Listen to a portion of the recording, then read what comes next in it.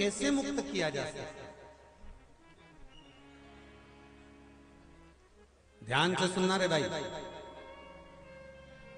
कई लोग कहते हैं कि श्राद्ध पक्ष आ गया, ये कर लेना चाहिए तो प्रेत योनि से मुक्ति हो जाएगी। पितरों की शांति के लिए ये कर लेना चाहिए तो पितृ मुक्त हो जाएंगे। पहले तो एक बात अच्छे से समझ लो, पितृ मुक्त नहीं होते, उनकी शांति होती है। क्या होती है? जम के बोलो जरा। उनकी शांति होती है। जब आप किसी तीर्थ में स्नान कर रहे हो, जब आप किसी तीर्थ में हो, स्नान कर रहे हो, पुण्य कर रहे हो, सत्कर्म कर रहे हो, भजन कर रहे हो, कीर्तन कर रहे हो, मंत्र जाप कर रहे हो, तो उसका एक अंश, एक भाग हमारे पूर्वजों के खाते में, हमारे पितरों के खाते में जाता है, उनके खाते में पहुंचता है, ये निश्चित। आपने किसी ब्राह्मण को भोजन कराया, भले आपने पितरों के निमित्त नहीं जिमाया, कोई ब्राह्मण को एक गिलास पानी पिलाया, भले आपने पितरों के निमित्त नहीं पिलाया, पर आपका एक अंश उसके खाते में चला जाएगा। उससे क्या होगा? पितरों की शांति। और समझ लो, गया जी में पिंडदान कर देने से क्या पितृ मुक्त हो जाते हैं? बद्रीनाथ जाकर कपाल क्रिया करने से क्या पितृ मुक्त हो जाते हैं?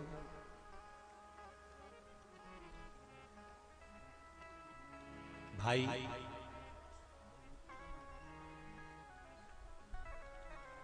गया जी जाना तो वहां के पंडा जी से पूछना, हम यहाँ पिंडदान कर देंगे तो क्या वो मुक्त हो गए?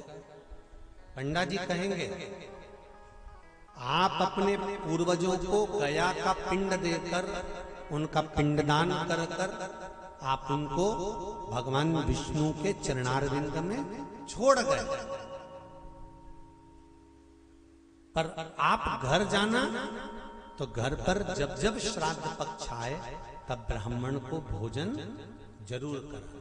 भले तुम भूख मत देना, कौवे का मत निकालना, पर एक काम जरूर करना कि ब्राह्मण भोज कराना। उससे क्या होगा? 16 श्राद्ध में जब हमारे पितरों को, हमारे पूर्वजों को पितृलोक से छोड़ा जाता है, तो वो सबसे पहले जिस घर में रहे होते हैं, जहां उनका पिंड घर में दिया होता है, जहां रहे होते हैं, सबसे पहले वो वहां आते हैं,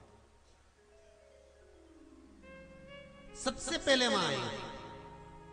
और अगर तुमने उनकी तिथि पर, उनके वार पर अगर आपने भोजन करा दिया है, तो उनकी मुक्तता नहीं, उनकी शांति हो जाती है।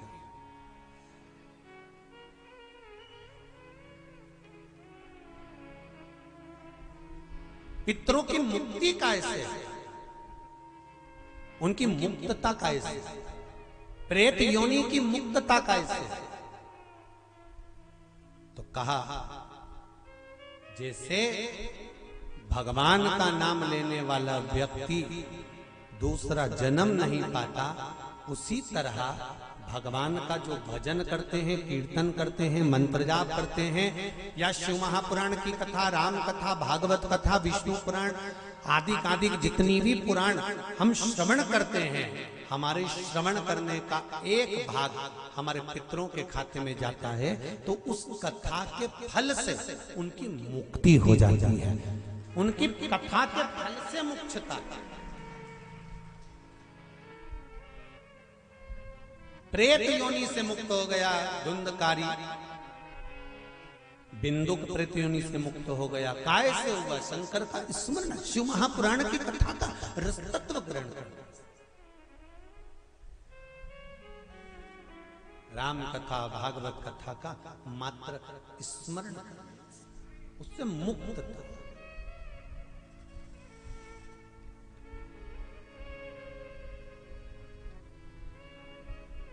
श्राद्ध पक्ष में चाहे चातुर्मास के अंतर्गत श्रावण का जो महीना चल रहा है, इस श्रावण के महीने में आप जो भगवान शंकर को 2 लोटे से जल चढ़ा रहे हो, 2 लोटे नहीं हो, घर में 2 कलश नहीं हो, तो कलश के ऊपर एक कटोरी भी रखकर लेकर 2 कटोरी से आपने अगर जल समर्पित करा है, इसका एक अंश हम पहले भी कथा में कह कर आए हैं कि आप शंकर भगवान को जब जल चढ़ाते हो, शंकर भगवान को जब जल समर्पित करते हो, उसका एक अंश घर में रहने वाले प्रत्येक मनुष्य के, प्रत्येक जीव के खाते में चला जाता है।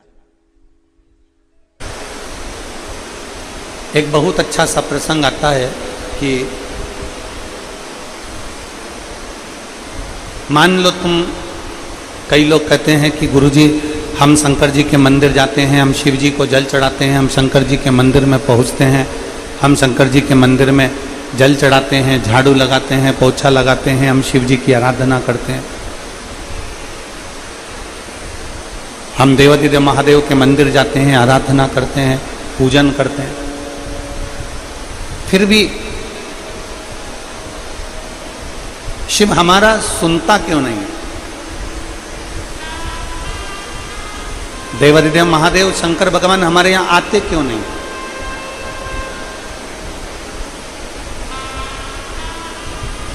आप आए नहीं और सुबह हो गई, मेरी पूजा की थाली धरी की धरी। क्यों? जब हम इतनी पूजन करते हैं, हम इतनी अर्चना करते हैं, इतनी सेवा करते हैं, तो शिव हमारे यहां आते क्यों नहीं? शिव महापुराण की कथा कहती है, आप कथा में आए, थोड़ा ध्यान लगाकर सुनना, पानी अपनी जगह पर है, जलवृष्टि अपनी जगह पर, आप कथा में आए और किसी ने आपको कुर्सी दे दी बैठने के लिए, और किसी ने आपको कुर्सी दी बैठने के लिए, और वो कुर्सी पे चाय गिरी पड़ी हुई है, उसी पे झूठन पड़ा हुआ है, उसी पे चाय पड़ी है, उसी पर गंदगी पड़ी हुई है। अब इतनी, किसी ने कुर्सी दे दी बैठने के लिए, उसी पे चाय पड़ी, उसी पे गंदगी पड़ी, उसी पर झूठन पड़ा, सब कुछ उसी पे पड़ा हुआ है। अब आप में से कोई होगा जो उस कुर्सी पर बैठ जाएगा? जम के बोलो जरा, बैठोगे? नहीं। कुर्सी किसी ने बैठने के लिए दी, उस कुर्सी पर गंदगी पड़ी हुई है, चाय पड़ी हुई है, झूठन पड़ी हुई है, आप उस कुर्सी पर नहीं बैठोगे। आप आओगे जरूर, पर बैठोगे नहीं। शिव महापुराण की कथा भी यही कहती है।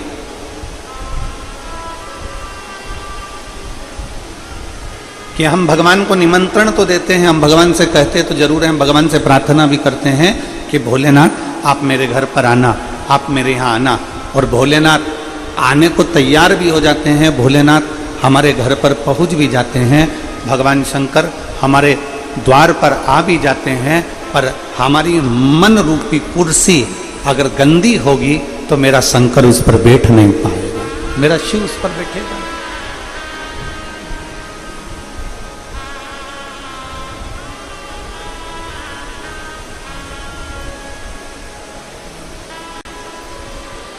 शिव मंदिर जाओ, शंकर भगवान को एक लोटा जल चढ़ाओ, शिव जी की चौखट पर पहुंचो, शिवालय पर जाओ, पर शिव महापुराण की कथा कहती है कि शिवालय पर जाइए, शिव महापुराण की कथा में जाइए, मंदिर तक जाइए, पर शिव कथा कहती है कि पहले अपने मन रूपी कुर्सी को साफ कर लीजिए, क्योंकि बाबा को बिठाना यही है।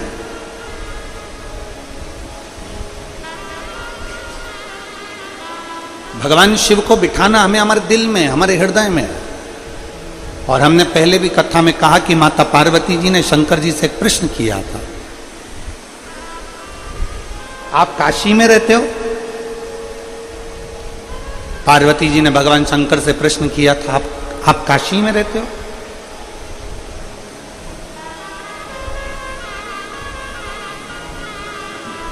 पार्वती जी ने शिव जी से प्रश्न करा था, क्या आप उज्जैन में रहते हो? आप केदार में रहते हो? आप अमरनाथ में रहते हो? आप गुरुग्राम में रहते हो? आप कुबेरेश्वर धाम में रहते हो? आप ओमकारेश्वर में रहते हो? पार्वती जी ने प्रश्न किया था कि आप रहते कहां हो? भगवान शंकर ने माता पार्वती के प्रश्न का उत्तर दिया था कि जो अपने मन को पवित्र कर कर मुझे दिल से निमंत्रण दे, आमंत्रण दे, और दिल से जो एक लोटा जल मुझे समर्पित कर देता है, उसके हृदय में मैं जाकर विराजमान हो जाता हूं। मैं वहीं पर उसके हृदय में, उसके चित्त में विराजित हूं।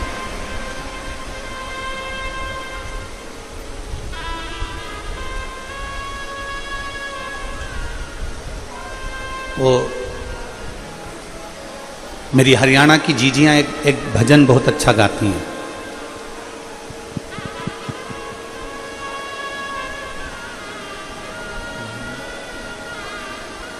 काशी में ढूंढा तुझे, उज्जैनी में पाया है। एक लाइन मेरी हरियाणा की बहनें, मेरी जीजियां बहुत अच्छी गुनगुनाती कि काशी में ढूंढा तुझे, उज्जैनी में पाया, और भक्तों के हृदय, भक्तों के हृदय भोले बाबा का ठिकाना।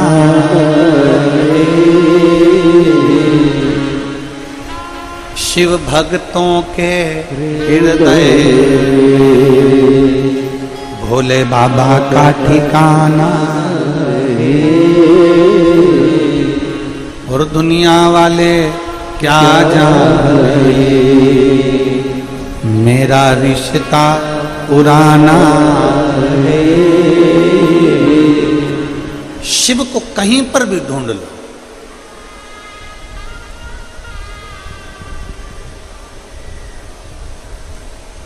तुम्हारा मन पड़े जहां तुम शंकर को ढूंढने का प्रयास करो, पर शिव को पाने का अगर कोई स्थान है,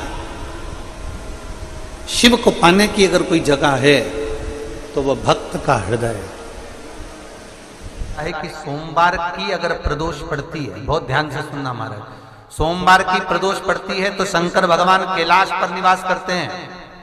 मंगलवार की प्रदोष पड़ती है तो शिव काशी में निवास करते हैं।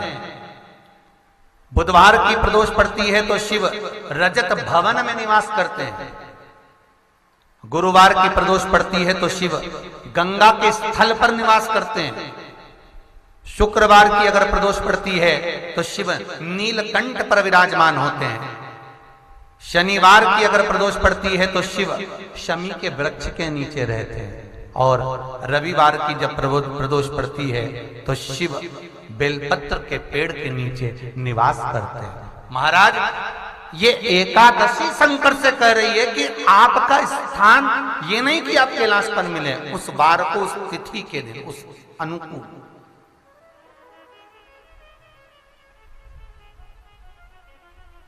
हमारे यहां कहते हैं